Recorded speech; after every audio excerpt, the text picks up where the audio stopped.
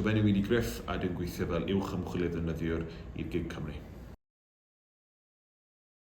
Nes i efo'r gymuned oherwydd o'n i'n gweithio fel ymchwil defnyddiwr yn wreiddiol yn Cythem, HMRC, ac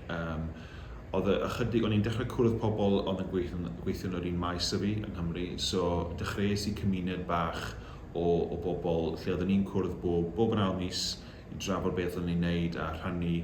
beth y stori o'n i'n cael a beth oedd yn gweithio ni.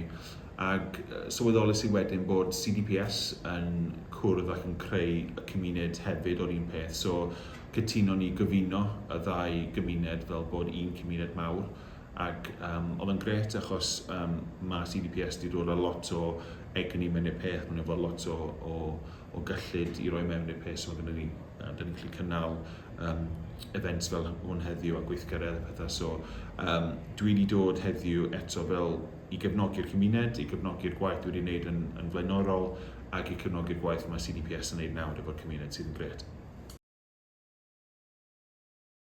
Os ydych chi'n gweithio yn y maes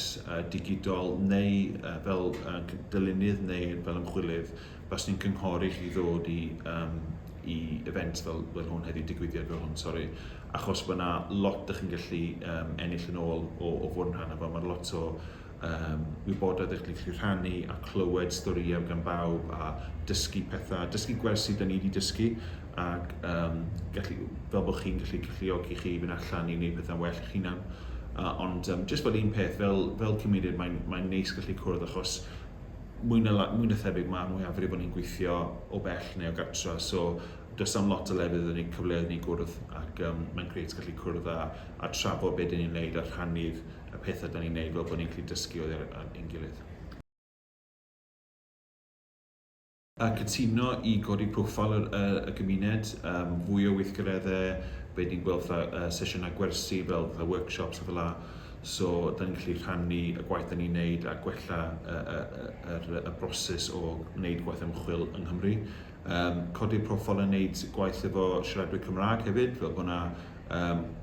fwy o wybodaeth o gwmpas hwnna, achos mae pobl moyn wneud o, ond yn amlwg mae yna trafferthion yn cael achos mae yna lot o pethau rwystredig sydd yn stopio gwaith ymchwil i gael ei wneud yn Gymraeg yn aml. So, gwella pethau fel la, a jyst eto fel bod ni'n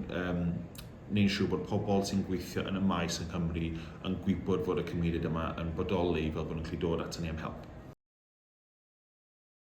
Da ni wedi cynnal cwpl o ddyddiau fel hyn heddiw lle da ni'n cwrdd yn berson ac bob tro mae wedi bod yn ffantastig i weld ac i gwrdd pobl sy'n newydd i'r maes. So maen nhw wedi bod yn gweithio falla yn y byd gwaith ymchwil defnyddwyr, ond am ychydig o fisoedd neu blynyddoedd ac o'n i yn yr un sefyllfa unwaith ac oedd y cymuned yma ddim yn bodoli fi, dyna pam dechreuais i neu rhywbeth tebyg, so mae'n neis gallu bod yna fel cymuned iddyn nhw, fel bod nhw'n gallu dechrau siwrna nhw yn y byd ymchwil defnyddwyr ac bod nhw'n cael profiad gwell o ddechrau allan yn wneud y swydd.